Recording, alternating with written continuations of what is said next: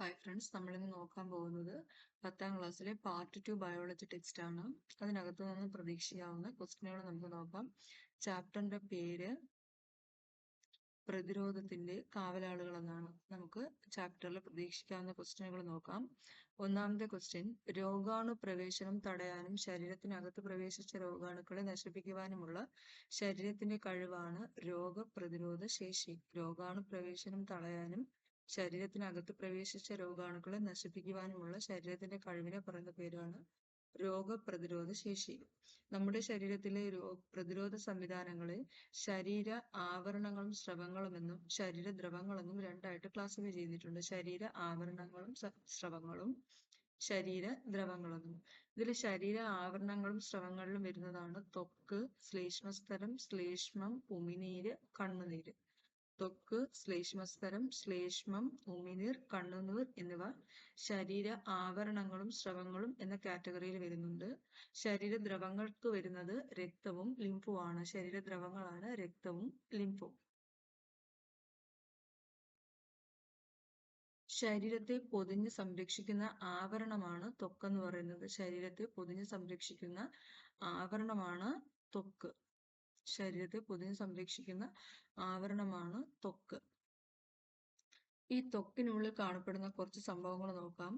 ആദ്യത്തത് എപ്പിഡെർമിസ്. എപ്പിഡെർമിസിന്റെ ധർമ്മം എന്താണെന്ന് ചോദിച്ചാൽ, ഇതിൽ കാണപ്പെടുന്ന കെരാറ്റിൻ എന്ന പ്രോട്ടീൻ രോഗാണുക്കളെ തടയുന്നു. അപ്പൊ എപ്പിഡെർമിൻ എന്ന് പറയുന്നത് നമ്മുടെ സ്കിന്നിന്റെ ഒരു പാർട്ടാണ്. ഇതിന്റെ ഫംഗ്ഷൻ എന്ന് പറയുന്നത് ഇതൊരു പ്രോട്ടീനെ ഉൽപ്പാദിപ്പിക്കുന്നുണ്ട്. കെരാറ്റിൻ എന്നാണ് ആ പ്രോട്ടീന്റെ പേര്. അത് നമ്മുടെ രോഗാണുക്കളെയൊക്കെ തടയുന്നുണ്ട്.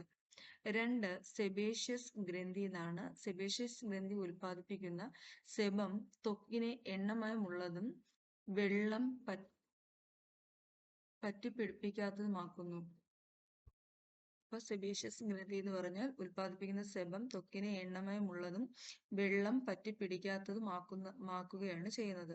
അപ്പൊ എപ്പിഡെർമിസിന്റെ ജോലി എന്ന് പറഞ്ഞാൽ എന്താണ്? എപ്പിഡെർമിസ് കെരാറ്റിൻ എന്ന് പറയുന്ന ഒരു പ്രോട്ടീനെ ഉൽപ്പാദിപ്പിക്കുന്നുണ്ട്. ആ പ്രോട്ടീൻ രോഗാണുക്കളെ തടയുന്നുണ്ട്. 2, സെബേഷ്യസ് ഗ്രന്ഥി. സെബേഷ്യസ് ഗ്രന്ഥി സെബം ഉൽപ്പാദിപ്പിക്കുന്നുണ്ട്. ഇത് നമ്മുടെ സ്കിന്നിനെ എണ്ണമയമുള്ളതും വെള്ളം പറ്റിപ്പിടിപ്പിക്കാത്തതുമാക്കി മാറ്റുന്നുണ്ട്. 3, സ്വേദഗ്രന്ഥികളാണ്. സ്വേദഗ്രന്ഥികൾ ഉൽപ്പാദിപ്പിക്കുന്ന വിയർപ്പിലെ അണുനാശിനികൾ രോഗാണുക്കളെ നശിപ്പിക്കുന്നു. അപ്പൊ സ്വേദഗ്രന്ഥിയാണ് എന്താണ് ചെയ്യുന്നതെന്ന് വെച്ചാൽ വിയർപ്പിലെ അണുനാശിനികൾ രക്താണുക്കളെ എന്ത് ചെയ്യുകയാണ്? നശിപ്പിക്കുന്നു. ഇത് ഉൽപ്പാദിപ്പിക്കുന്ന വിയർപ്പിൽ. അപ്പൊ സെബേഷ്യസ് ഗ്രന്ഥിയാണ് ത്വക്കിനെ എണ്ണമയമുള്ളതും വെള്ളം പറ്റിപ്പിടിക്കാത്തതുമാക്കുന്നത്. സ്വേദഗ്രന്ഥി എന്ത് ചെയ്യുന്നതെന്ന് വെച്ചാൽ അതാണ് വിയർപ്പുണ്ടാക്കുന്നത്. ഈ വിയർപ്പിൽ എന്ത് ചെയ്യും? രോഗാണുക്കള് നശിക്കുന്നുണ്ട്.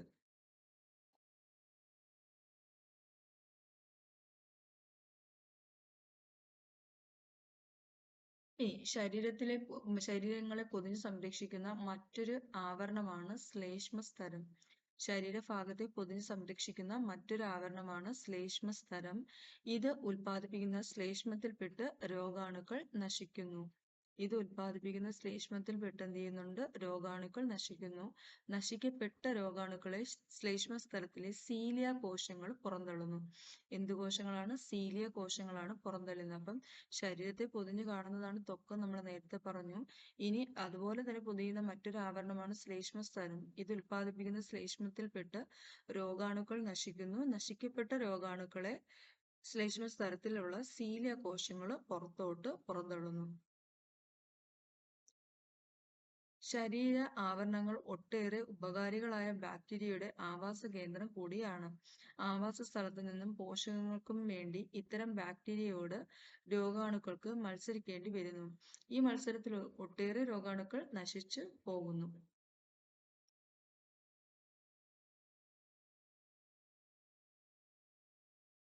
വീണ്ടും കൊടുത്തിട്ടുണ്ട്. വിയർപ്പ്, ശ്ലേഷ്മം മുതലായ ശരീരസ്രവങ്ങൾ രോഗാണുക്കളെ നശിപ്പിക്കുന്നു എന്ന് മനസ്സിലാക്കിയല്ലോ. മറ്റേതെല്ലാം സ്രവങ്ങളാണ് രോഗാണുക്കളെ പ്രതിരോധിക്കാൻ സഹായിക്കുന്നത്? ഇവിടെ കൊടുത്തിട്ടുണ്ട്.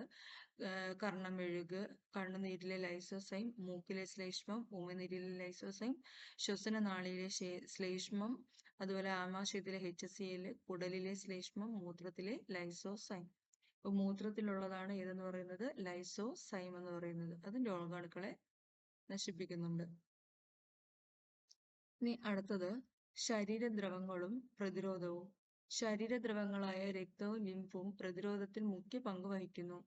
രോഗാണുക്കളുടെ തലത്തിലേക്കുള്ള പ്രവേശനം നിയന്ത്രിക്കുക, അവയെയും അവ ഉൽപ്പാദിപ്പിക്കുന്ന വിഷവസ്തുക്കളെ നിർവീര്യമാക്കുക, പെരുകൽ തടയുക തുടങ്ങിയ വ്യത്യസ്ത പ്രതിരോധ തന്ത്രങ്ങളാണ് ശരീരദ്രവങ്ങൾ സ്വീകരിക്കുന്നത്. അപ്പം ശരീരദ്രവങ്ങളായ രക്തവും ലിംഫും രോഗപ്രതിരോധത്തിൽ പങ്ക് വഹിക്കുന്നുണ്ടെന്ന് പറഞ്ഞു.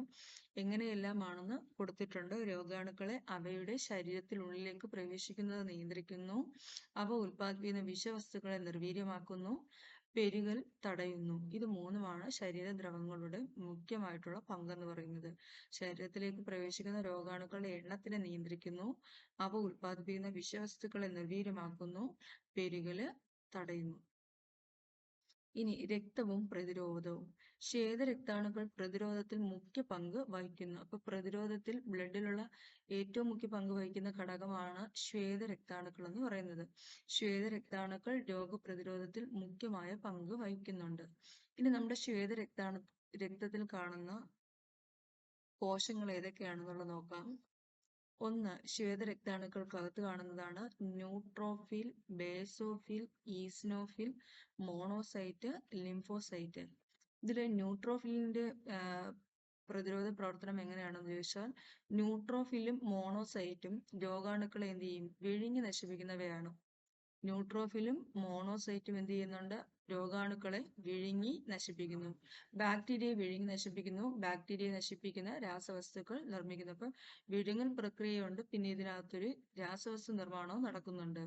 ബേസോഫിൽ എന്ന് പറഞ്ഞാൽ മറ്റ് ശ്വേതരക്താണുക്കളെ ഉത്തേജിപ്പിക്കുന്നു, മാത്രമല്ല രക്തക്കുഴലുകൾ വികസിപ്പിക്കുന്നു. മറ്റ് ശ്വേതരക്താണുക്കളെ ഉത്തേജിപ്പിക്കുന്നു, രക്തക്കുഴലുകൾ വികസിപ്പിക്കുന്നു. മോണോസൈറ്റ് രോഗാണുക്കളെ വിഴുങ്ങി നശിപ്പിക്കുന്നുണ്ട്. ഈസിനോഫിലാണെങ്കിൽ അന്യവസ്തുക്കളെ നശിപ്പിക്കുന്ന രാസവസ്തുക്കൾ ഉണ്ടാക്കുന്നു. വീങ്ങൽ പ്രതികരണത്തിന് ആവശ്യമായ വസ്തുക്കൾ ഉൽപ്പാദിപ്പിക്കുന്നു. ഇത് ഇമ്പോർട്ടന്റ് ആണ്. ഈസിനോഫിലാണ് എന്ത് ചെയ്യുന്നത്? വീങ്ങൽ പ്രതികരണത്തിന് ആവശ്യമായ രാസവസ്തുക്കൾ ഉൽപ്പാദിപ്പിക്കുകയാണ് ഈസിനോഫിലിന്റെ ഫംഗ്ഷൻ എന്ന് പറയുന്നത്. ലിംഫോസൈറ്റ് രോഗാണുക്കളെ പ്രത്യേകം തിരിഞ്ഞ് നശിപ്പിക്കുന്നവയാണ് ലിംഫോസൈറ്റുകൾ എന്ന് പറയുന്നത്. ഇത് ഇമ്പോർട്ടന്റ് ആണ്. ഇത് നല്ലതുപോലെ പഠിച്ചു വെച്ചേക്കണം. ഇനി എന്താണ് വീങ്ങൽ പ്രതികരണം എന്ന് നോക്കാം. മുറിവുണ്ടാകുമ്പോൾ ആ ഭാഗം വീങ്ങുന്നത് നിങ്ങൾ കണ്ടിട്ടില്ലേ? വീങ്ങൽ പ്രതികരണം എന്ന് വിളിക്കപ്പെടുന്ന ഈ പ്രവർത്തനം എങ്ങനെ നടക്കുന്നു എന്ന് വിശദമാക്കുന്ന ചിത്രമാണ് ചുവടെ ചേർത്തിരിക്കുന്നത്. അപ്പം അതൊന്നും നമുക്ക് വേണ്ട, താഴെയുള്ളത് വായിച്ചു നോക്കാം. മുറിവോ രോഗാണുബാധയോ ഉണ്ടാകുമ്പോൾ കേടുപറ്റിയ കോശങ്ങൾ ചില രാസവസ്തുക്കൾ ഉൽപ്പാദിപ്പിക്കുന്നു. ഇവ ആ ഭാഗത്തെ ലോമികകളെ വികസിപ്പിക്കുകയും അതുവഴി രക്തപ്രവാഹം കൂട്ടുകയും ചെയ്യുന്നു. രക്തത്തിലെ പ്ലാസ്മയും കൂടുതൽ ശ്വേതരക്താണുക്കളും രക്തക്കുഴലിൽ നിന്ന് മുറിവേറ്റ ഭാഗത്തേക്ക് എത്തുന്നു. ഇതാണ് മുറിവോ ക്ഷതമോ ഉണ്ടാകുമ്പോൾ ആ ഭാഗം വീങ്ങുന്നതിന് കാരണം. ഈ പ്രതിരോധ പ്രവർത്തനമാണ് വീങ്ങൽ പ്രതികരണം അല്ലെങ്കിൽ ഇൻഫ്ലമേറ്ററി റെസ്പോൺസ് എന്ന് അറിയപ്പെടുന്നത്.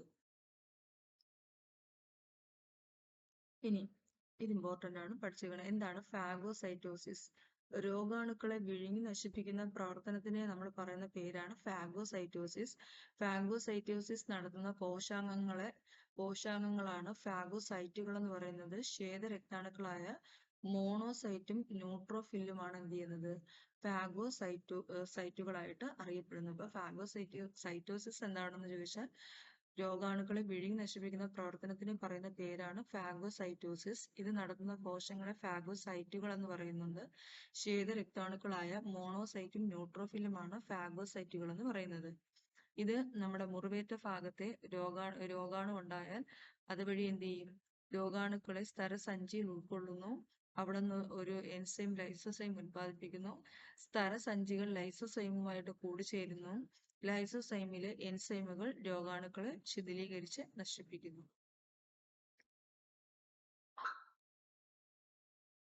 ഇനി ഏതൊക്കെ എക്സാമിന് ചോദിച്ചിട്ടുള്ള ക്വസ്റ്റ്യൻ ആണ് ഇതെന്ന് പറയുന്നത്. രക്തം കട്ടപിടിക്കൽ. രക്തം കട്ടപിടിക്കലും ഒരു പ്രതിരോധ പ്രവർത്തനമാണ്. അപ്പോൾ രക്തം കട്ടപിടിക്കൽ എന്ന് പറയുന്നത് എന്താണ്? ഒരു പ്രതിരോധ പ്രവർത്തനമാണ് രക്തം കട്ടപിടിക്കൽ എന്ന് പറയുന്നത്.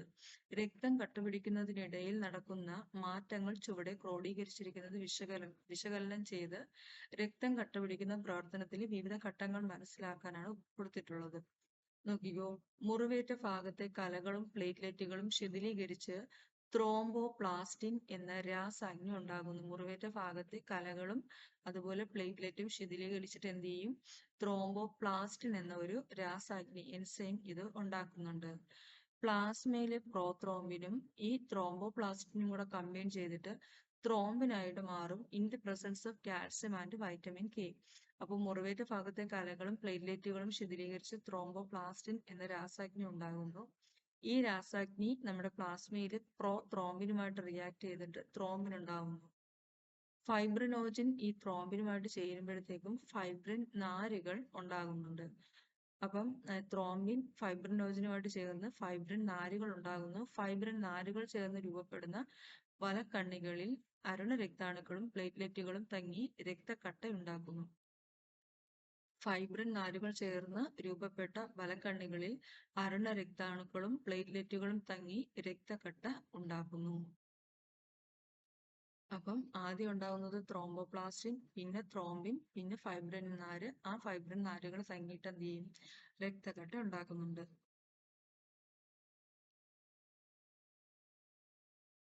ഇനി എന്താണ് ആക്ടിവേറ്റഡ് പാർഷ്യൽ ത്രോംബോപ്ലാസ്റ്റിൻ ടൈം അല്ലെങ്കിൽ ആക്ട് എന്ന് പറയുന്നത്? ആക്ടിവേറ്റഡ് പാർഷ്യൽ ത്രോംബോപ്ലാസ്റ്റിൻ ടൈം എന്നാണ്. രക്തം കട്ട പിടിക്കാത്ത അവസ്ഥയോ നിലയ്ക്കാത്ത രക്തസ്രാവമോ സംഭവിക്കുമ്പോൾ അതിനുള്ള കാരണം പരിശോധിക്കുന്ന ടെസ്റ്റാണ് ആക്ട്. രക്തം കട്ട പിടിക്കാത്ത അവസ്ഥയോ നിലയ്ക്കാത്ത രക്തസ്രാവമോ സംഭവിക്കുമ്പോൾ അതിനുള്ള കാരണം പരിശോധിക്കുന്ന ടെസ്റ്റാണ് ആപ്റ്റ് എന്ന് പറയുന്നത്. രക്തസാമ്പിളിൽ പ്രത്യേക റിയേജന്റുകൾ ചേർക്കുമ്പോൾ എത്ര സെക്കൻഡ് കൊണ്ട് രക്തം കട്ടപിടിക്കുന്നു എന്ന് ഇത് കണ്ടെത്തുന്നു. ഈ പരിശോധനയുടെ സാധാരണ മൂല്യം 30 മുതൽ 40 സെക്കൻഡ് ആണ്. ഇതിന്റെ മൂല്യം സാധാരണ 30 മുതൽ 40 സെക്കൻഡ് ആണ്. രക്തം കട്ടപിടിക്കാൻ സഹായിക്കുന്ന ഘടകങ്ങളുടെ അളവും പ്രവർത്തനവും ഈ പരിശോധന വഴി അറിയാൻ കഴിയുന്നു. അപ്പൊ ഈ പരിശോധന വഴി എന്ത് നമുക്ക് അറിയാൻ പറ്റുമെന്ന് ചോദിച്ചാൽ രക്തം കട്ടപിടിക്കാൻ സഹായിക്കുന്ന ഘടകങ്ങളുടെ അളവും പ്രവർത്തനവും. രക്തം കട്ടപിടിക്കാൻ സഹായിക്കുന്ന ഘടകങ്ങളുടെ അളവും പ്രവർത്തനവും ഈ പരിശോധന വഴി അറിയാൻ കഴിയുന്നു. മനുഷ്യരിൽ മുറിവുണ്ടാകുമ്പോൾ സാധാരണഗതിയിൽ 2 മുതൽ 3 മിനിറ്റ് വരെ രക്തസ്രാവവും 8 മുതൽ 15 മിനിറ്റിനുള്ളിൽ രക്തം കട്ടപിടിക്കുകയും ചെയ്യുന്നു. സാധാരണ മുറിവുണ്ടാകുമ്പോൾ മനുഷ്യനിൽ 2 മുതൽ 7 മിനിറ്റ് വരെ രക്തസ്രാവവും തുടർന്ന് 8 മുതൽ 15 മിനിറ്റിനുള്ളിൽ രക്തം കട്ടപിടിക്കുകയുമാണ് ചെയ്യുന്നത്. അപ്പം ആക്ട് എന്ന് പറഞ്ഞാൽ എന്താണ്?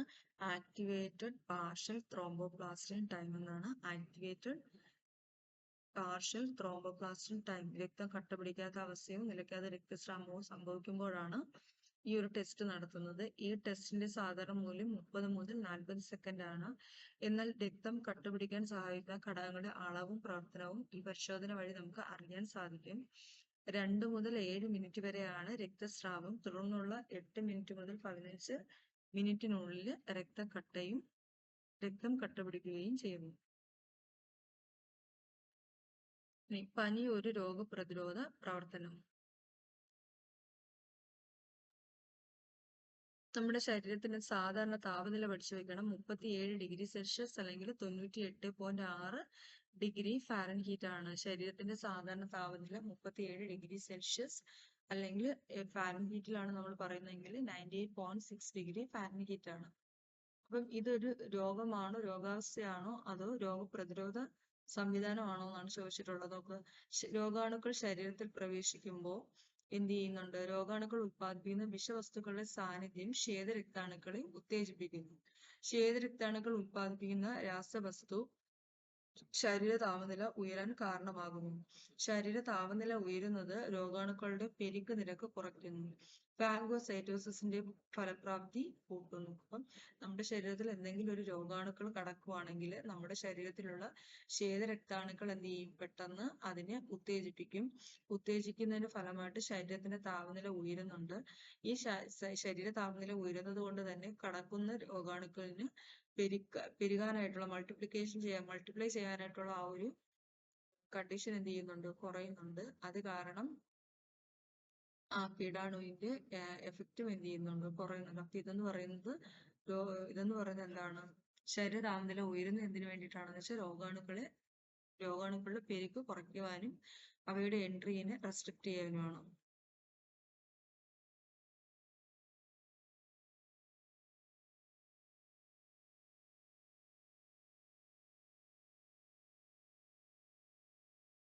ഇനി ലിംഫോസൈറ്റ് എന്ന പോരാളി അത് പഠിക്കണം. ശരീരത്തിൽ പ്രവേശിച്ച് പ്രതിരോധ വ്യവസ്ഥയെ ഉത്തേജിപ്പിക്കുന്ന രോഗാണുക്കളെയും അന്യവസ്തുക്കളെയും ആന്റിജനുകൾ എന്നാണ് പറയുന്നത്. ശരീരത്തിൽ പ്രവേശിച്ച് പ്രതിരോധ വ്യവസ്ഥയെ ഉത്തേജിപ്പിക്കുന്ന രോഗാണുക്കളെയും അന്യവസ്തുക്കളെയും പറയുന്ന പേരാണ് ആന്റിജനുകൾ എന്ന് പറയുന്നത്. ഓരോ ആന്റിജന്റെയും ഘടന തിരിച്ചറിഞ്ഞ് അവയെ പ്രത്യേകം നശിപ്പിക്കുന്ന പ്രതിരോധ സംവിധാനമാണ് പ്രതിരോധം എന്ന് പറയുന്നത്. പ്രത്യേക പ്രതിരോധം, സ്പെസിഫിക് ഡിഫൻസ് എന്ന് പറയുന്നത്. അപ്പൊ ശരീരത്തിൽ പ്രവേശിച്ച് പ്രതിരോധ വ്യവസ്ഥയെ ഉത്തേജിപ്പിക്കുന്ന രോഗാണുക്കളെയും അന്യവസ്തുക്കളെയും നമ്മൾ എന്ന് പറയും ആന്റിജനുകൾ എന്ന് പറയുന്നു. ലിംഫോസൈറ്റുകൾ എന്ന ശ്വേതരക്താണുക്കളാണ് ഇത്തരത്തിൽ രോഗാണുക്കളെ നശിപ്പിക്കുന്നത്. അപ്പൊ സ്പെസിഫിക് ഡിഫൻസിലൂടെ ഇങ്ങനെ ഉണ്ടാകുന്ന രോഗാണുക്കളെ നശിപ്പിക്കുന്നത് ലിംഫോസൈറ്റുകളാണ്. ലിംഫോസൈറ്റുകൾ രണ്ട് തരത്തിലാണ് ഉള്ളത്. ലിംഫോസൈറ്റുകൾ എത്ര തരമുണ്ട്? രണ്ട് തരം ലിംഫോസൈറ്റുകളാണ് ഉള്ളത്. ബി ലിംഫോസൈറ്റുകളും ഉണ്ട്, അതുപോലെ തന്നെ ടി ലിംഫോസൈറ്റുകളും ഉണ്ട്. ബി ലിംഫോസൈറ്റും ഉണ്ട്, ടി ലിംഫോസൈറ്റുകളും ഉണ്ട്.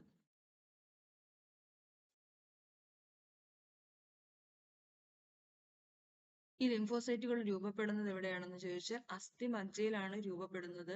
ഇവയിൽ അസ്ഥിമജ്ജയിൽ വെച്ച് പാകപ്പെടുന്നവയാണ് ബി ലിംഫോസൈറ്റുകൾ. ബാക്കിയുള്ളവ തൈമസ് ഗ്രന്ഥിയിൽ വെച്ചിട്ടാണ്. അപ്പം അതും കൂടെ ഒന്ന് നോക്കി വെച്ചേക്കണം.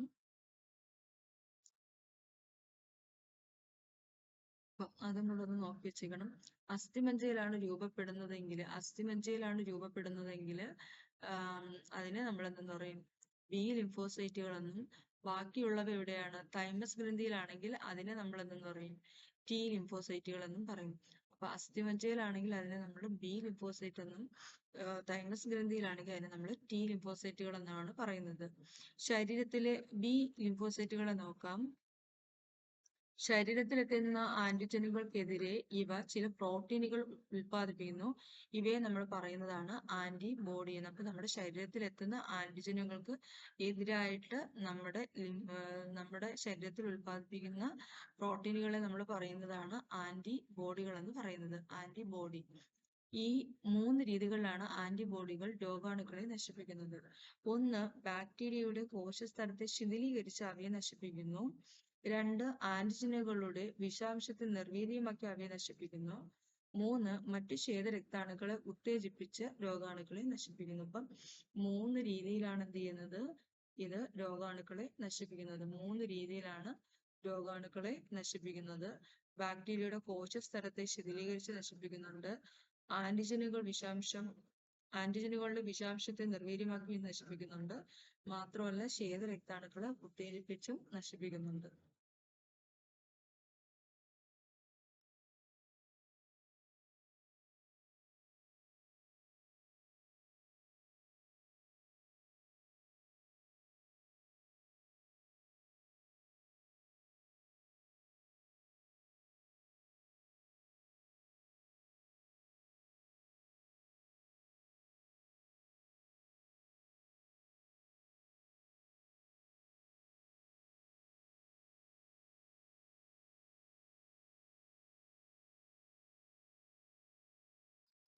ടി ലിംഫോസൈറ്റുകളാണ് അടുത്ത് നമ്മൾ നോക്കേണ്ടത്. ടി ലിംഫോസൈറ്റുകളാണ്. ടി ലിംഫോസൈറ്റുകൾ പറയുന്നത് മറ്റു പ്രതിരോധ കോശങ്ങളെ ഉത്തേജിപ്പിക്കുന്നു. ടി ലിംഫോസൈറ്റ് ആണെങ്കിൽ എന്താണ് ചെയ്യുന്നത്? മറ്റു പ്രതിരോധ കോശങ്ങളെ ഉത്തേജിപ്പിക്കുന്നുണ്ട്. വൈറസ് ബാധിച്ച കോശങ്ങളെ നശിപ്പിക്കുന്നു. ക്യാൻസർ കോശങ്ങളെയും നശിപ്പിക്കുന്നു. വളരെ ഇമ്പോർട്ടന്റ് ആണ്, ഇത് പഠിച്ചു വെച്ചിരിക്കണം. മറ്റു പ്രതിരോധ കോശങ്ങളെ ഉത്തേജിപ്പിക്കുന്നുണ്ട്, വൈറസ് ബാധിച്ച കോശങ്ങളെ നശിപ്പിക്കുന്നുണ്ട്, ക്യാൻസർ കോശങ്ങളെയും നശിപ്പിക്കുന്നുണ്ട്. അപ്പൊ അത് വേണമെങ്കിൽ ചോദിച്ചേക്കാം, വൈറസ് കോശങ്ങളെയും ക്യാൻസർ കോശങ്ങളെയും നശിപ്പിക്കുന്ന ലിംഫോസൈറ്റുകൾ ഏതാണെന്ന് ചോദിക്കാം. അത് ടി ലിംഫോസൈറ്റുകളാണ്. ബി ലിംഫോസൈറ്റുകൾ ഉൽപ്പാദിപ്പിക്കുന്ന പ്രതിരോധ രാസവസ്തുക്കളായ ആന്റിബോഡികൾ ഇമ്മ്യൂണോ ഗ്ലോബുലിനുകൾ എന്നാണ് അറിയപ്പെടുന്നത്. ഇതും കൂടെ നോക്കി വെച്ചേക്കണം. അപ്പൊ എന്താണ് ഇമ്മ്യൂണോ ഗ്ലോബുലിനുകൾ എന്ന് പറഞ്ഞു കഴിഞ്ഞാൽ, എന്താണ് ഇമ്മ്യൂണോ ഗ്ലോബുലിനുകൾ? ബി ലിംഫോസൈറ്റുകൾ ഉൽപ്പാദിപ്പിക്കുന്ന പ്രതിരോധ രാസവസ്തുക്കളായ ആന്റിബോഡികളെ അറിയപ്പെടുന്ന പേരാണ് ഇമ്മ്യൂണോ ഗ്ലോബുലിനുകൾ എന്ന് അറിയപ്പെടുന്നത്. വൈ ആകൃതിയിലുള്ള ഒരു പ്രോട്ടീനാണ് ഈ ഇമ്മ്യൂണോ ഗ്ലോബുലിനുകൾ എന്ന് പറയുന്നത്. അപ്പം ബി ലിംഫോസൈറ്റ് ആണ് ആരെ ഉൽപ്പാദിപ്പിക്കുന്നത്? ഇമ്മ്യൂണോ ഗ്ലോബുലിനുകളെ. ബി ലിംഫോസൈറ്റുകൾ ഉൽപ്പാദിപ്പിക്കുന്ന പ്രതിരോധ രാസവസ്തുക്കളാണ് ആന്റിബോഡികളാണ് ഇമ്മ്യൂണോ ഗ്ലോബുലിനുകൾ. ഇതിന്റെ ആകൃതി വന്നിട്ട് വൈ ആകൃതിയാണ്. ഇതിന്റെ അറ്റങ്ങളിൽ ആന്റിജനുകളെ ബന്ധിപ്പിക്കുന്ന പ്രത്യേക ഭാഗങ്ങളുണ്ട്. ഇതൊരു ആന്റിബോഡിയാണ്. ഇതിന്റെ രണ്ടറ്റത്തായിട്ട് ആന്റിജനുകളെ ബന്ധിപ്പിക്കുന്ന പ്രത്യേക ഭാഗങ്ങളുണ്ട്. ഈ ഭാഗങ്ങൾ ആന്റിജനുകളെ പ്രത്യേകം തിരിച്ചറിഞ്ഞ് നശിപ്പിക്കാൻ സഹായിക്കുന്നു. ഈ ഭാഗങ്ങളാണ് ആന്റിജനുകളെ പ്രത്യേകം തിരിച്ചറിഞ്ഞ് നശിപ്പിക്കാൻ സഹായിക്കുന്നത്. Example IgA, IgD, IgE, IgM, IgM എന്നിങ്ങനെ 5 തരത്തിലുള്ള ഇമ്മ്യൂണോ ഗ്ലോബുലിനുകൾ ഉണ്ട്. അപ്പം ഇമ്മ്യൂണോ ഗ്ലോബുലിനുകൾ എത്ര തരത്തിലുണ്ട്? 5 തരത്തിലുണ്ട്. IgA, IgD, IgE, IgM. IgA, IgD, IgE, IgG, IgM 5 തരത്തിലാണ് ഉള്ളത്. ഇനി അടുത്ത് നമുക്ക് നോക്കാം. ലിംഫോസൈറ്റുകൾ കൂടുതൽ കാണപ്പെടുന്നത് എവിടെയാണെന്ന് വേണമെങ്കിൽ ചോദിക്കാം. ലിംഫിൽ ധാരാളം ലിംഫോസൈറ്റുകൾ കാണപ്പെടുന്നുണ്ട്. ലിംഫിലാണ് ധാരാളം ലിംഫോസൈറ്റുകൾ കാണുന്നത്. ഇവ രോഗകാരികളായ ബാക്ടീരിയയെ ലിംഫ് നോഡിലും സ്പ്ലീനിലും വെച്ചിട്ട് നശിപ്പിക്കുന്നു. അപ്പൊ ലിംഫിൽ ധാരാളം ലിംഫോസൈറ്റുകൾ കാണപ്പെടുന്നു. ഇവ രോഗകാരികളായ ബാക്ടീരിയയെ എവിടെ വെച്ചിട്ടാണ് നശിപ്പിക്കുന്നത്? ലിംഫ് നോഡിലും സ്പ്ലീനിലും വെച്ചിട്ടാണ് നശിപ്പിക്കുന്നത്. ലിംഫ് നോഡിലും സ്പ്ലീനിലും വെച്ചിട്ടാണ് നശിപ്പിക്കുന്നത്. അപ്പൊ ലിംഫില് ധാരാളം ലിംഫോസൈറ്റുകളുണ്ട്. ഈ ലിംഫോസൈറ്റുകള് രോഗകാരികളെ എവിടെ വെച്ച് നശിപ്പിക്കുന്നുണ്ട്? ലിംഫ് നോഡുകളിലും സ്പ്ലീനിലും വെച്ചാണ് നശിപ്പിക്കുന്നത്.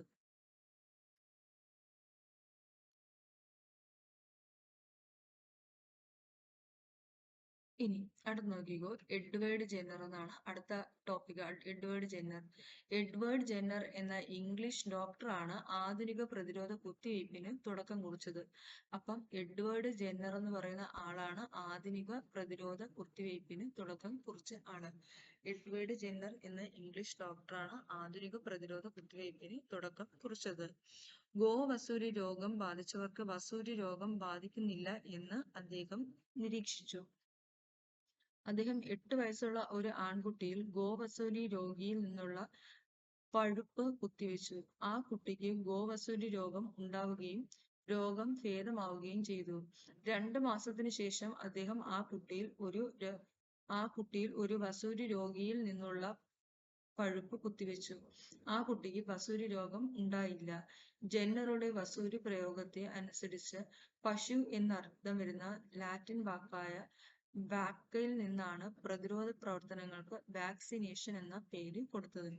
അപ്പൊ വാക്സിനേഷന്റെ വാക്ക എന്ന് പറയുന്ന വാക്കെന്ന് പറയുന്നത് ഒരു ലാറ്റിൻ വാക്കാണ് വാക്ക. ആ വാക്ക എന്ന പദത്തിൽ നിന്നാണ് വാക്സിനേഷൻ എന്ന പേര് നൽകിയത്. ഇനി എന്താണ് ഇമ്മ്യൂണൈസേഷൻ അല്ലെങ്കിൽ പ്രതിരോധവൽക്കരണം എന്ന് പറഞ്ഞാല്?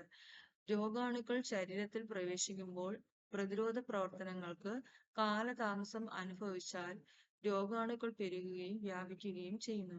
രോഗാണുവിന്റെ ആക്രമണം മുന്നിൽ കണ്ട് പ്രതിരോധ കോശങ്ങളെ സജ്ജമാക്കി വെക്കാനുള്ള കൃത്രിമ മാർഗമാണ് രോഗപ്രതിരോധവൽക്കരണം. രോഗാണുവിന്റെ ആക്രമണം മുന്നിൽ കണ്ട് പ്രതിരോധ കോശങ്ങളെ സജ്ജമാക്കി വെക്കാനുള്ള കൃത്രിമ മാർഗമാണ് പ്രതിരോധവൽക്കരണം അല്ലെങ്കിൽ ഇമ്മ്യൂണൈസേഷൻ എന്ന് പറയുന്നത്. കൃത്രിമ പ്രതിരോധവൽക്കരണത്തിനായി ഉപയോഗിക്കുന്ന വസ്തുക്കളാണ് വാക്സിനുകൾ. കൃത്രിമ പ്രതിരോധവൽക്കരണത്തിനായി ഉപയോഗിക്കുന്ന വസ്തുക്കളെ നമ്മൾ വാക്സിനുകൾ എന്ന് പറയും. വാക്സിൻ എന്ന പദം ഉണ്ടായിട്ടുള്ളത് ലാറ്റിൻ പശു എന്ന വാക്ക എന്ന വേർഡിൽ നിന്നാണ്. വാക്സിനേഷൻ ആരാണ് ഇത് കൊണ്ടുവന്നത്? എഡ്വേർഡ് ജെന്നർ ആണ് വാക്സിനേഷൻ എന്ന ടേം അല്ലെങ്കിൽ ആധുനിക പ്രതിരോധ കുത്തിവയ്പ്പിന് തുടക്കം കുറിച്ചത്. ജീവനുള്ളതോ മൃതമാക്കപ്പെട്ടതോ നിർവീര്യമാക്കപ്പെട്ടതോ ആയ രോഗാണുക്കൾ, നിർവീര്യമാക്കപ്പെട്ട വിഷവസ്തുക്കൾ, രോഗകാരികളുടെ കോശഭാഗങ്ങൾ എന്നിവയിൽ ഏതെങ്കിലും ആയിരിക്കും ഓരോ വാക്സിനുകളുടെയും ഘടകങ്ങൾ. ഇപ്പൊ ജീവൻ ഉള്ളതോ അല്ലെങ്കിൽ ജീവൻ ഇല്ലാത്തതോ അല്ലെങ്കിൽ നിർവീര്യമാക്കപ്പെട്ടതോ ആയ രോഗാണുക്കള്, അവയുടെ നിർവീര്യമാക്കപ്പെട്ട വിഷവസ്തുക്കള് അല്ലെങ്കിൽ അങ്ങനെയുള്ള രോഗികളുടെ കോശഭാഗങ്ങൾ എന്നിവയിൽ ഏതെങ്കിലും ഒന്നായിരിക്കും നമ്മൾ വാക്സിനിൽ പ്രധാന ഘടകമായിട്ട് ചേർക്കുന്നത്. ഇവ ശരീരത്തിലെ രോഗപ്രതിരോധ പ്രവർത്തനങ്ങളെ ഉത്തേജിപ്പിക്കുന്ന ആന്റിജനുകളായി പ്രവർത്തിക്കുന്നു. ഇവയ്ക്കെതിരെ ശരീരത്തിൽ ആന്റിബോഡികൾ നിർമ്മിക്കപ്പെടുന്നു. ഈ ആന്റിബോഡികൾ നിലനിൽക്കുകയും ഭാവിയിൽ ഇതേ രോഗത്തിന് കാരണമായ രോഗാണുക്കളിൽ നിന്ന് ശരീരത്തെ സംരക്ഷിക്കുകയും ചെയ്യുന്നു. അപ്പം ജീവനുള്ളതോ ജീവനില്ലാത്തതോ നിർവീര്യമാക്കപ്പെട്ടതോ ആയ രോഗാണുക്കള്, നിർവീര്യമാക്കപ്പെട്ട വിഷവസ്തുക്കള്, രോഗാണുക്കളുടെ കോശഭാഗങ്ങൾ എന്നിവയിൽ ഏതെങ്കിലും ഒന്നായിരിക്കും ഓരോ വാക്സിനുകളുടെയും ഘടകം എന്ന് പറയുന്നത്. ഇവ ശരീരത്തിലെ പ്രതിരോധ പ്രവർത്തനങ്ങളെ ഉത്തേജിപ്പിക്കുന്ന ആന്റിജനുകളായി പ്രവർത്തിക്കുന്നു. ഇവയ്ക്കെതിരെ ശരീരത്തിൽ ആന്റിബോഡികൾ നിർമ്മിക്കപ്പെടുന്നു. ഈ ആന്റിബോഡികൾ നിലനിൽക്കുകയും ഭാവിയിൽ ഇതേ രോഗത്തിന് കാരണമായ രോഗാണുക്കളിൽ നിന്ന് ശരീരത്തെ സംരക്ഷിക്കുകയും ചെയ്യുന്നു. ഇനിയും നമുക്ക് നോക്കാം, കുറച്ച് വാക്സിനുകളുണ്ട്. BCG, OPV, പെന്റാവാലന്റ്, MMR, അതുപോലെ തന്നെ TT. സോ നമ്മുടെ നെക്സ്റ്റ് ക്ലാസ്സിൽ ഇതിന്റെ ആൻസറുകൾ പറയാം. BCG ഉണ്ട്, BCG വാക്സിൻ ആണ്, OPV വാക്സിൻ ആണ്, പെന്റാവാലന്റ് വാക്സിൻ ആണ്, MMR വാക്സിൻ ആണ്, TT വാക്സിൻ ആണ്.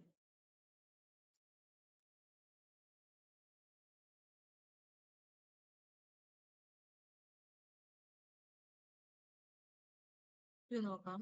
ലോകത്തിന്റെ വിവിധ ഭാഗങ്ങളിൽ അതത് പ്രദേശത്തെ ജീവിതരീതി, സംസ്കാരം, ലഭ്യമായ പ്രകൃതി വിഭവങ്ങൾ എന്നിവയ്ക്കനുസൃതമായ ചികിത്സാ രീതികൾ രൂപപ്പെട്ടിട്ടുണ്ട്. സിദ്ധവൈദ്യം, പഞ്ചകർമ്മ, യുനാനി, പ്രകൃതി ചികിത്സ എന്നിവയെല്ലാം ഇത്തരത്തിൽ രൂപം കൊണ്ട പാരമ്പര്യ ചികിത്സാ രീതികളാണ്. ജർമ്മൻ ഡോക്ടറായ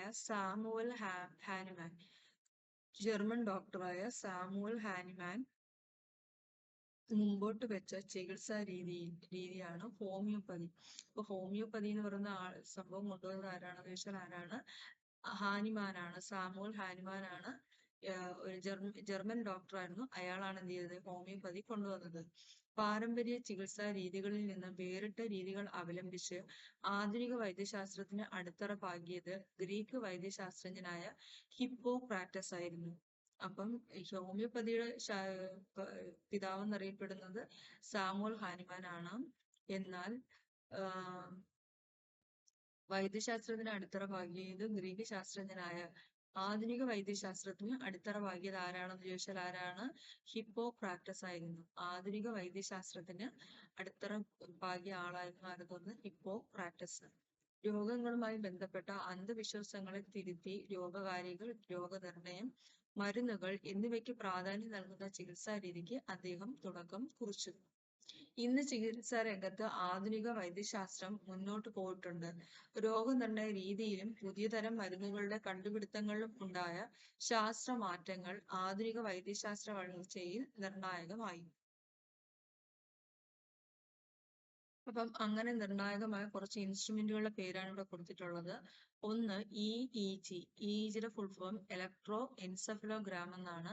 ഇത് മസ്തിഷ്കത്തിലെ വൈദ്യുത തരംഗങ്ങളെ രേഖപ്പെടുത്താനാണ് യൂസ് ചെയ്യുന്നത്. EEG മസ്തിഷ്കത്തിലെ വൈദ്യുത തരംഗങ്ങളെ രേഖപ്പെടുത്താനാണ്. ECG ഇലക്ട്രോ കാർഡിയോഗ്രാം എന്നാണ്. ഗ്രാഫ് അല്ല, ഗ്രാം ആണ്. ഇലക്ട്രോ കാർഡിയോഗ്രാം ആണ്. ഹൃദയപേശിയിലെ വൈദ്യുത തരംഗങ്ങളെ രേഖപ്പെടുത്താനാണ് യൂസ് ചെയ്യുന്നത്. അപ്പൊ മസ്തിഷ്കത്തിലെ വൈദ്യുത തരംഗമാണെങ്കിൽ EEG, ഹൃദയപേശിയിലാണെങ്കിൽ ECG. 3. Ultrasound scanning. അൾട്രാസൗണ്ട് ശബ്ദ തരംഗം ഉപയോഗിച്ച് ആന്തരാവയവങ്ങളുടെ ഘടന മനസ്സിലാക്കാനാണ് യൂസ് ചെയ്യുന്നത് ultrasound scanner. 4. TT scanner. CT scanner computerised tomographical scanner എന്നാണ് പേര്. എക്സ്റേയുടെയും കമ്പ്യൂട്ടറിന്റെയും സഹായത്തോടെ ആന്തരാവയവങ്ങളുടെ ത്രിമാന ദൃശ്യങ്ങൾ ലഭിക്കാനാണ് നമ്മൾ എന്ത് ചെയ്യുന്നത്? CT സ്കാൻ യൂസ് ചെയ്യുന്നത്. Last one MRI scanner. MRI സ്കാനറിന്റെ ഫുൾ ഫോം എന്താണെന്ന് വെച്ചാൽ മാഗ്നറ്റിക് റെസൊണൻസ് ഇമേജിംഗ് സ്കാനർ എന്നാണ്. Magnetic resonance imaging scanner. Magnetic resonance imaging സ്കാനറും എന്താണ്? ത്രിമാന ദൃശ്യങ്ങൾ ലഭ്യമാക്കാനാണ് ഉപയോഗിക്കുന്നത്. ഇനി നമ്മൾ നോക്കേണ്ടത് കുറച്ച് റേഞ്ചുകൾ പഠിച്ചു വെക്കണം. ഹീമോഗ്ലോബിന്റെ റേഞ്ച് നോർമൽ വാല്യൂ എന്ന് പറഞ്ഞാൽ ഹീമോഗ്ലോബിന്റെ നോർമൽ റേഞ്ച് 12നും 17നും ഇടയിലാണ്. 12 to 17 ഗ്രാം ആണ് എന്ന് പറയുന്നത് ഹീമോഗ്ലോബിന്റെ റേഞ്ച് എന്ന് പറയുന്നത്. ശ്വേത രക്താണുക്കളാണെങ്കിൽ 5000 മുതൽ 10000 മതി. അരുണ രക്താണുക്കൾ 45 ലക്ഷം മുതൽ 60 ലക്ഷം വരെയാണ്. 45 ലക്ഷം മുതൽ 60 ലക്ഷം വരെ. പ്ലേറ്റ്ലെറ്റുകളുടെ എണ്ണം 2.5 ലക്ഷം മുതൽ 3.5 ലക്ഷം വരെയാണ്. അപ്പോ ഹീമോഗ്ലോബിൻ 12 ഗ്രാം മുതൽ 17 ഗ്രാം, ശ്വേത രക്താണുക്കൾ 5000 മുതൽ 10000, അരുണ രക്താണുക്കൾ 45 ലക്ഷം മുതൽ 60 ലക്ഷം വരെ. പ്ലേറ്റ്ലെറ്റുകളാണെങ്കിൽ 2.5 ലക്ഷം മുതൽ 3.5 ലക്ഷം വരെ. ഇനി സ്പെഷ്യലൈസേഷനും അതുമായി ബന്ധപ്പെട്ട മേഖലകളുമാണ്. ഹൃദയ ചികിത്സയാണെങ്കിൽ നമ്മൾ അറിയപ്പെടുന്നത് കാർഡിയോളജി, നേത്ര ചികിത്സയാണെങ്കിൽ അറിയപ്പെടുന്നത് ഒഫ്താൽമോളജി എന്നാണ്.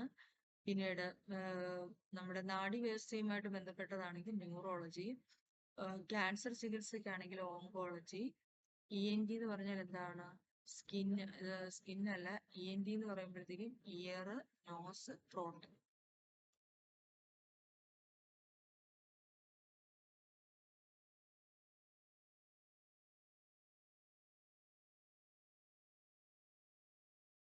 എന്താണ് ആന്റിബയോട്ടിക്കുകൾ? ബാക്ടീരിയ, ഫംഗസ് തുടങ്ങിയ സൂക്ഷ്മജീവികളിൽ നിന്നും വേർതിരിച്ചെടുക്കുകയും ബാക്ടീരിയ നശിപ്പിക്കാൻ ഉപയോഗിക്കുന്നതുമായ ഔഷധങ്ങളാണ് ആന്റിബയോട്ടിക്കുകൾ. ബാക്ടീരിയ, ഫംഗസ് തുടങ്ങിയ സൂക്ഷ്മജീവികളിൽ നിന്നും വേർതിരിച്ചെടുക്കുകയും ബാക്ടീരിയയെ നശിപ്പിക്കാൻ ഉപയോഗിക്കുന്നതുമായ ഔഷധങ്ങളാണ് ആന്റിബയോട്ടിക്കുകൾ. ആന്റിബയോട്ടിക്കുകൾ കണ്ടുപിടിച്ചത് 1927 സർ അലക്സാണ്ടർ ഫ്ലെമിങ്സ് ആണ് കണ്ടെത്തിയത്. പെൻസിലീനിയം നൊട്ടേറ്റം എന്ന ഫംഗസ് ബാക്ടീരിയകളെ നശിപ്പിക്കാൻ കഴിവുണ്ടെന്നും അദ്ദേഹം ആകസ്മികമായി കണ്ടെത്തി. എന്നാൽ ഇതിൽ നിന്നും മരുന്ന് വേർതിരിച്ചെടുക്കാൻ പിന്നെയും വർഷങ്ങൾ വേണ്ടിവന്നു. അപ്പം അലക്സാണ്ടർ ഫ്ലെമിംഗ് ആണ് ആന്റിബയോട്ടിക്കുകൾ കൊണ്ടുവന്നത്. ഇമ്മ്യൂണൈസേഷൻ അല്ലെങ്കിൽ വാക്സിനേഷൻ കൊണ്ടുവന്നത് ആരാണെന്ന് വെച്ചാൽ എഡ്വേർഡ് ജെന്നറാണ്. മാറിപ്പോയി. ആന്റിബയോട്ടിക്കുകൾ എന്ന് വെച്ചാൽ എന്താണ്? ബാക്ടീരിയ, ഫംഗസ് തുടങ്ങിയ സൂക്ഷ്മജീവികളിൽ നിന്നും വേർതിരിച്ചെടുക്കുകയും ബാക്ടീരിയ നശിപ്പിക്കാൻ ഉപയോഗിക്കുന്നതുമായിട്ടുള്ള ഔഷധങ്ങളാണ് ആന്റിബയോട്ടിക്കുകൾ. അലക്സാണ്ടർ ഫ്ലെമിംഗ് 1928 ആന്റിബയോട്ടിക്കുകൾ കണ്ടെത്തിയത്. പെൻസിലിയം നൊട്ടേറ്റം എന്ന ഫംഗസിനും ബാക്ടീരിയകളെ നശിപ്പിക്കാനുള്ള കഴിവുണ്ടെന്ന് അദ്ദേഹം ആകസ്മികമായി കണ്ടെത്തി.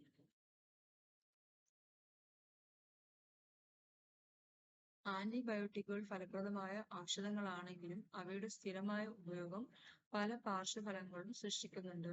അവയിൽ പ്രധാനപ്പെട്ടതാണ് സ്ഥിരമായ ഉപയോഗം രോഗാണുക്കൾക്ക് ആന്റിബയോട്ടിക്കുകൾക്കെതിരെ പ്രതിരോധ ശേഷി ഉണ്ടാക്കുന്നു, ശരീരത്തിലെ ഉപകാരികളായ ബാക്ടീരിയകളെ നശിപ്പിക്കുന്നു, ശരീരത്തിലെ മറ്റു ചില വിറ്റാമിനുകളുടെ അളവ് കുറയ്ക്കുന്നു.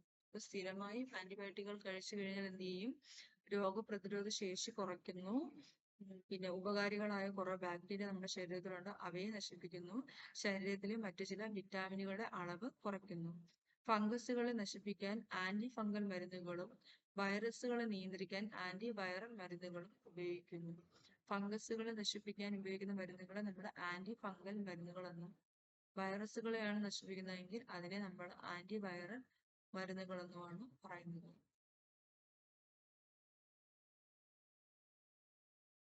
ഇനി വേറൊരു കാര്യം കൂടെ പഠിക്കണം. എന്താണ് കാർസാപ്പ് എന്ന് പറയുന്നത്? 2018 ഒക്ടോബറിൽ നാടിന് സമർപ്പിക്കേണ്ട KARSAP Kerala antimicrobial resistance strategic action plan. Kerala antimicrobial resistance strategic action plan Kerala മാതൃകയുടെ മറ്റൊരു ഉദാഹരണമാണ്.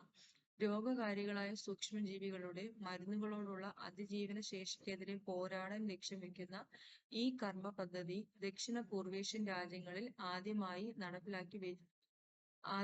നടപ്പിലാക്കി വരുത്തിയത് കേരളത്തിലാണ്.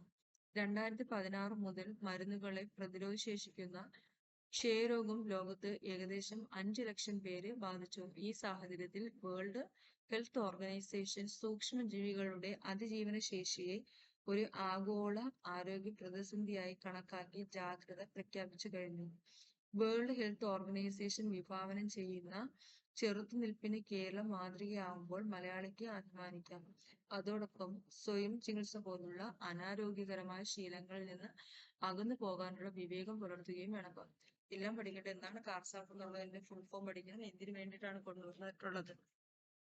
രോഗകാരികളായ സൂക്ഷ്മജീവികളുടെ മരുന്നുകളോടുള്ള അതിജീവന ശേഷിക്കെതിരെ പോരാടാനാണ് ഇത് ലക്ഷ്യം വെച്ചിട്ടുള്ളത്.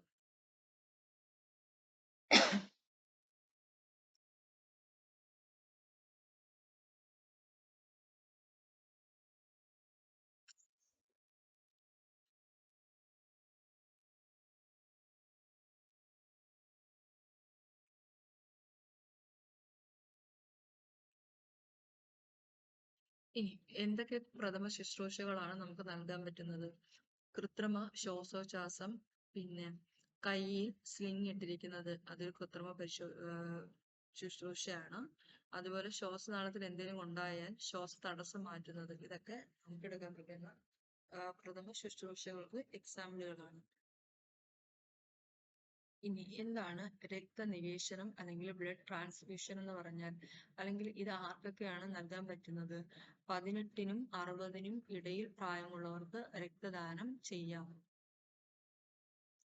18-നും 60-നും ഇടയിൽ പ്രായമുള്ളവർക്ക് രക്തദാനം ചെയ്യാം. 3 മാസത്തിൽ ഒരിക്കൽ രക്തദാനം ചെയ്യാം. രക്തദാനം ദാതാവിന് യാതൊരു ആരോഗ്യ പ്രശ്നവും ഉണ്ടാക്കുന്നില്ല. ഗർഭിണികൾ, മുലയൂട്ടുന്ന അമ്മമാർ എന്നിവർക്ക് രക്തദാനം ചെയ്യരുത്. ഗർഭിണികൾ, മുലയൂട്ടുന്ന അമ്മമാർ എന്നിവർ രക്തദാനം ചെയ്യരുത്. രക്തത്തിലൂടെ പകരുന്ന രോഗമുള്ളവർ രക്തദാനം ചെയ്യരുത്. രക്തത്തിലൂടെ പകരുന്ന രോഗമുള്ളവര് രക്തദാനം ചെയ്യാൻ പാടില്ല. നമ്മൾ രക്തത്തിന്റെ ഗ്രൂപ്പുകൾ നോക്കണം. എ ഗ്രൂപ്പുള്ള ഒരാളുടെ ആന്റിജൻ എ ആയിരിക്കും, ആന്റിബോഡീസ് ബി ആയിരിക്കും, സ്മോൾ ലെറ്റർ ബി ആണ്. അതുപോലെ ബി രക്തഗ്രൂപ്പ് ഉള്ളത്, ബി രക്തഗ്രൂപ്പ് ആണെങ്കിൽ അവിടുത്തെ ആന്റിജൻ എന്ന് പറഞ്ഞാൽ എന്തായിരിക്കും? എ ആയിരിക്കും. അല്ല, ആന്റിജൻ ബി ആയിരിക്കും, പക്ഷെ ആന്റിബോഡി എന്ന് പറയുന്നത് എ ആയിരിക്കും. എ ബിക്ക് ആന്റിജൻ എയും ബിയും ഉണ്ട്, പക്ഷെ ആന്റിബോഡികൾ ഒന്നും തന്നെ ഇല്ല. ഓക്ക് ആന്റിജനുകൾ ഒന്നുമില്ല, പക്ഷെ ആന്റിബോഡി ഉണ്ട്, എയും ബിയും. അരുണ രക്താണുവിന്റെ ഉപരിതലത്തിലുള്ള എ ബി എന്നീ ആന്റിജനുകളുടെ സാന്നിധ്യമാണ് രക്തത്തെ ഗ്രൂപ്പുകളാക്കുന്നതിന് ആധാരം. ഇതിൽ ഏത് ആന്റിജനാണ് ഒരാളുടെ രക്തത്തിലുള്ളത്, ആ ആന്റിജന്റെ പേരാണ് രക്തഗ്രൂപ്പിന് നൽകുന്നത്. അപ്പൊ ആന്റിജന്റെ പേര് തന്നെ ആയിരിക്കും എന്തെന്ന് പറയുന്നത് രക്തഗ്രൂപ്പിനും നൽകുന്നത്. ആന്റിജന്റെ പേരാണ് രക്തഗ്രൂപ്പിന് നൽകുന്നത്. ആന്റിജന്റെ പേരാണ് രക്തഗ്രൂപ്പുകൾക്ക് നൽകുന്നത്. പ്ലാസ്മയിൽ കാണപ്പെടുന്ന ചില ആന്റിബോഡികൾക്ക് രക്തനിവേശനത്തിൽ പ്രത്യേക പങ്കുണ്ട്. പ്ലാസ്മയിൽ കാണുന്ന ചില ആന്റിബോഡികൾക്ക് രക്തനിവേശനത്തിന് പ്രത്യേക പങ്കുണ്ട്.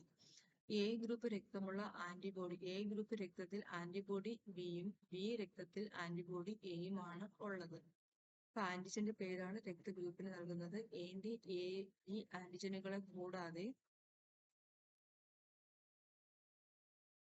എ ബി ആന്റിജനുകൾ കൂടാതെ ചില വ്യക്തികളുടെ അരുണ രക്താണുവിന്റെ കോശത്തിൽ ആന്റിജൻ ഡി അഥവാ RH ഘടകവും RH ഫാക്ടറും ഉണ്ടാകാം. എയും ബിയും കൂടാതെ RH ഘടകവും ഉണ്ടാകാം. ഇത് ഉള്ള രക്തഗ്രൂപ്പ്, RH ഘടകം ഉള്ള ആളുകളെ നമ്മൾ പോസിറ്റീവ് എന്നും ഇല്ലാത്തവയെ നെഗറ്റീവ് എന്നുമാണ് അറിയപ്പെടുന്നത്. അപ്പം RH ഘടകം ഉണ്ടെങ്കിൽ നമ്മൾ അതിനെ പോസിറ്റീവ് എന്നും ഇല്ലെങ്കിൽ അതിനെ നെഗറ്റീവ് എന്നും പറയുന്നു. ഒരാളുടെ രക്തത്തിൽ സ്വാഭാവികമായി കാണപ്പെടാത്ത ആന്റിജനുകൾ എത്തിയാൽ അത് പ്രതിരോധ പ്രവർത്തനത്തെ ഉത്തേജിപ്പിക്കുന്നു.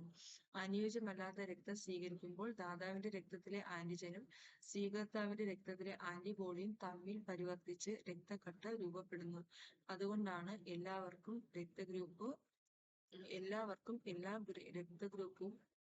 എല്ലാ ഗ്രൂപ്പ് രക്തവും സ്വീകരിക്കാൻ കഴിയാത്തത്. അനുയോജ്യമല്ലാത്ത രക്തം സ്വീകരിക്കുമ്പോൾ ദാതാവിന്റെ രക്തത്തിലെ ആന്റിജനും സ്വീകർത്താവിന്റെ രക്തത്തിലെ ആന്റിബോഡിയും തമ്മിൽ പ്രതിപ്രവർത്തിച്ച് രക്തക്കട്ട രൂപപ്പെടുന്നു. അതുകൊണ്ടാണ് എല്ലാവർക്കും എല്ലാ ഗ്രൂപ്പ് രക്തവും സ്വീകരിക്കാൻ കഴിയാത്തത്.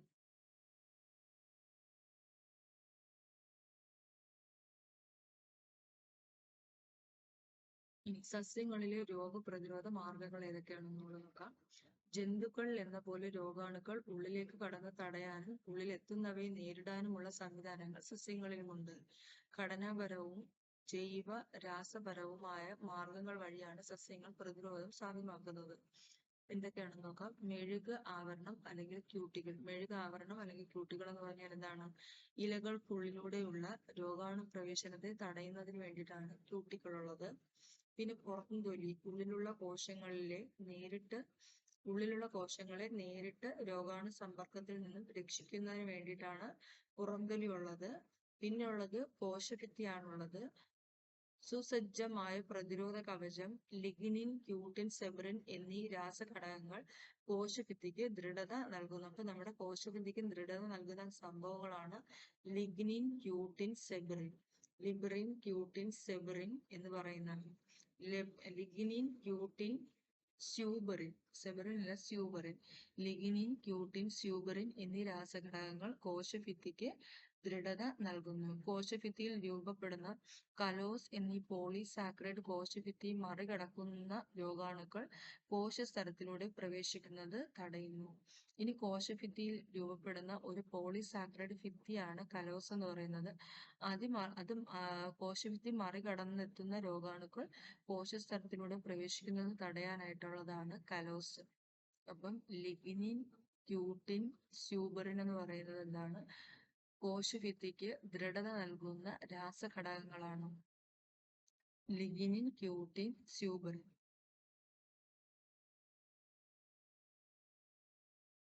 അപ്പം ഇത്രയുമാണ് നമ്മുടെ ഈ ചാപ്റ്ററിൽ പ്രതിരോധ സംവിധാനങ്ങൾ എന്ന് പറയുന്ന ചാപ്റ്ററിലുള്ളത്. ഇതിൽ ഒട്ടുമിക്ക PSCക്ക് വരാൻ ചാൻസ് ഉള്ള ക്വസ്റ്റ്യനുകൾ നമ്മൾ നോക്കിയിട്ടുണ്ട്.